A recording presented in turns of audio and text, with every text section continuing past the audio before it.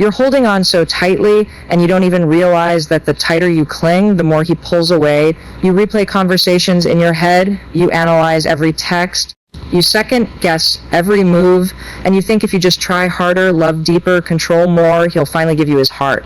But here's the truth you don't want to hear. The very thing you think will make him love you is the thing that's suffocating the connection.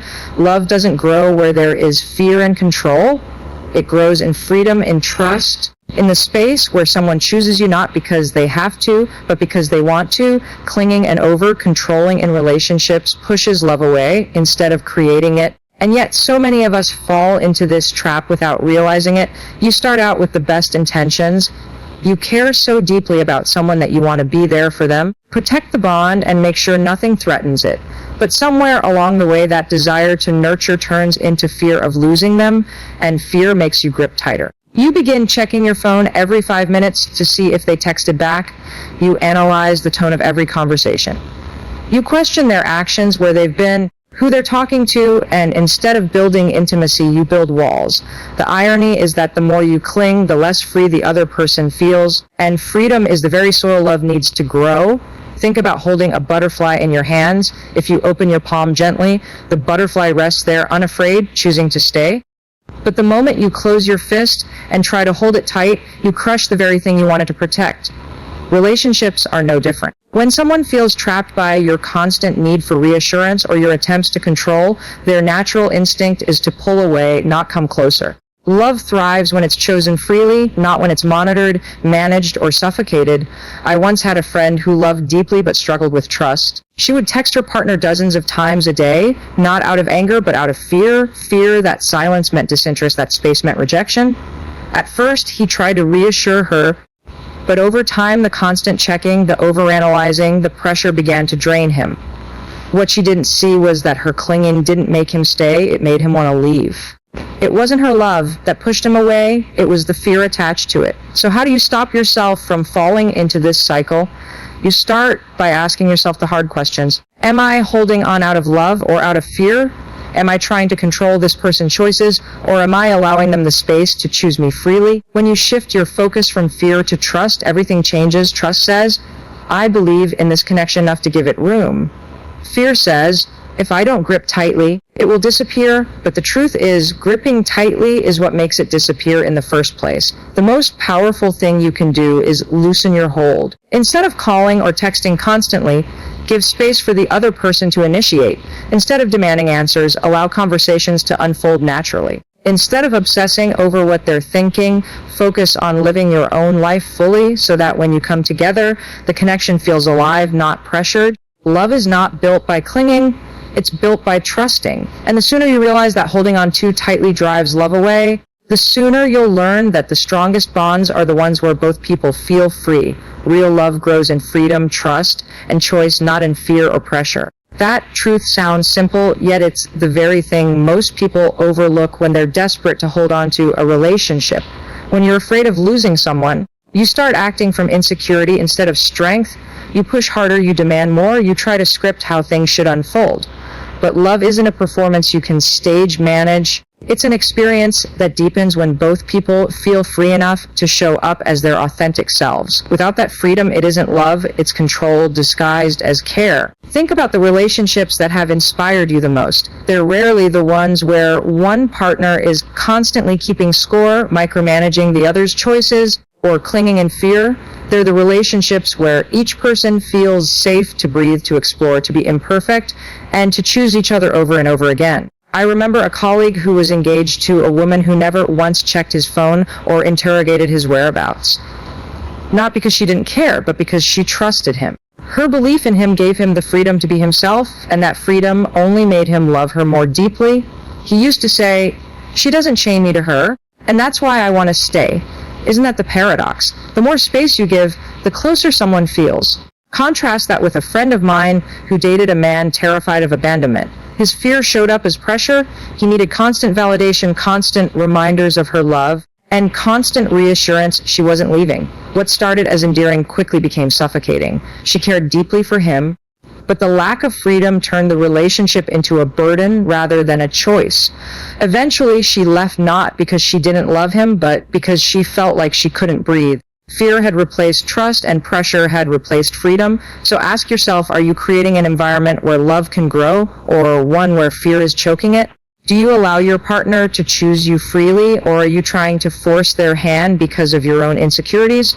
The strongest relationships are built not on constant proof, but on mutual faith, faith that if you give each other room, the bond will hold. The actionable step here is to practice loosening your grip. The next time you feel the urge to demand reassurance, pause and remind yourself that love is strongest when it's voluntary. Instead of worrying about every silence or gap in attention, use that space to invest in yourself, your passions, your confidence. The more complete you are on your own, the less fear will drive you and the more attractive you become to the one you love. Love grows when it is chosen, not when it is coerced.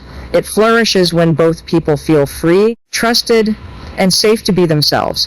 And if you want someone's heart to open fully, give them the greatest gift you can offer, space to stay because they want to, not because they're pressured to. Confidence and self-assurance are far more magnetic than neediness or desperation. And if you've ever been drawn to someone who seemed to glow just by walking into a room, you know this is true. There's something irresistible about a person who doesn't beg for attention, who doesn't cling, who isn't rattled by silence or space. They radiate an energy that says, I'm whole on my own, and if you want to be part of my life, that's a privilege. That kind of energy doesn't chase, it attracts. And that's exactly why it steals hearts. I remember watching a friend transform after a painful breakup. At first, she was devastated and desperate, constantly checking her ex's social media, sending long texts, and overthinking why he pulled away. Nothing worked. The harder she tried to pull him back, the farther he drifted. But then, slowly, she shifted her focus inward. She started hitting the gym, traveling, laughing with friends, and pouring her energy into her own growth. Instead of chasing, she was living. And what happened? Her ex noticed. Suddenly, he was the one calling, asking to meet, trying to win back her attention. Why? Because her confidence was magnetic in a way her desperation never was. Confidence doesn't mean arrogance. It means knowing your worth without needing constant validation. It's the subtle power of someone who can stand alone yet chooses to share their life with another. Think of celebrities like Rihanna. People admire her not just because of her beauty or success, because of the unapologetic way she carries herself. She doesn't need to prove anything, and that's exactly why people gravitate toward her. Isn't it true in your own life too? Haven't you found yourself more intrigued by the person who seems steady, grounded, and secure rather than the one who constantly seeks reassurance? The danger of neediness is that it sends a message of lack. I'm not enough without you. That energy doesn't invite love, it repels it. Desperation feels heavy, and no one wants to feel like they're responsible for filling the holes in another person's self-worth. But self-assurance communicates abundance. I value myself. The fact is, and I'd love for you to join me, but I don't need you to complete me. That energy is light, and people are naturally drawn toward it. So how do you build this magnetism? Start by cultivating confidence through action. Do the things that make you feel proud of yourself. Whether that's pursuing a passion, building a skill, or simply keeping promises you make to yourself. Pay attention to how you speak to yourself, because your inner dialogue becomes your outer energy. If you constantly tell yourself you're not good enough, you'll act from that place. But if you remind yourself daily of your strengths, your actions will align with self-assurance. At the end of the day, hearts aren't stolen through need, they're won through presence, strength, and quiet confidence. And the real question is, do you want to spend your energy chasing someone, or do you want to become so magnetic in your own power that love has no choice but to come find you? Letting go means focusing on your own growth and giving space for love to naturally deepen, and this is one of the hardest lessons to learn in relationships. When you love someone, your instinct is to hold on tightly to make sure nothing slips through your fingers. But real love doesn't deepen because of pressure or constant checking. It deepens when both people have room to breathe, grow, and come back to each other by choice. Love isn't about clinging, it's about creating an environment where both individuals can expand without fear of losing the connection. I remember a woman who spent years chasing after her partner's attention. She rearranged her life to fit around his, constantly asked for reassurance, and put all her energy into the relationship. The more she did, the more distant he became. Eventually, exhausted and heartbroken, she stopped trying. But here's what happened next. She started focusing on herself. She joined a painting class she'd always wanted to try, reconnected with her friends, and poured her energy into her career, and suddenly, without her pushing or pleading, her partner started leaning in again. Why? Because letting go shifted the energy. Instead of chasing, she became magnetic. Instead of pressuring, she created space where love could return on its own. It's the same principle you see in friendships. Think about your closest friend. Do you need to talk to them every single hour to keep the friendship alive? No. In fact, sometimes you go weeks without seeing each other, but the connection remains strong because the bond isn't built on pressure, it's built on trust and freedom. The same holds true in romantic relationships. When you give space, you show that you trust the bond, and that trust allows the other person to relax and lean into the relationship without feeling trapped. So how do you actually practice letting go? Start by shifting your focus back onto yourself. Instead of waiting for the text, create moments in your own life that excite you. Instead of obsessing over what he's thinking, ask yourself what you want, what you're building, and who you're becoming. Growth is attractive. It shows you're not relying on someone else to define your worth. And ironically, the more you invest in yourself, the more space you create for someone else to see you in your full strength and depth. Letting go also means resisting the urge to micromanage the relationship. You don't need to control every conversation, every plan, every moment. Relationships thrive in spontaneity and choice. If he's the right person, he'll choose you when given the freedom to do so. And if he doesn't, then you've created space for someone better to step into your life. The truth is, holding on too tightly is often rooted in fear, while letting go is rooted in faith. Faith that if it's meant to be, love will grow stronger when given room to breathe. So ask yourself, do you want to build a relationship fueled by pressure? Or do you want to create one that naturally deepens because both of you feel free enough to choose it again and again? You capture someone's heart, not by holding tighter, but by releasing control and trusting the process. And this idea runs against everything fear tells you.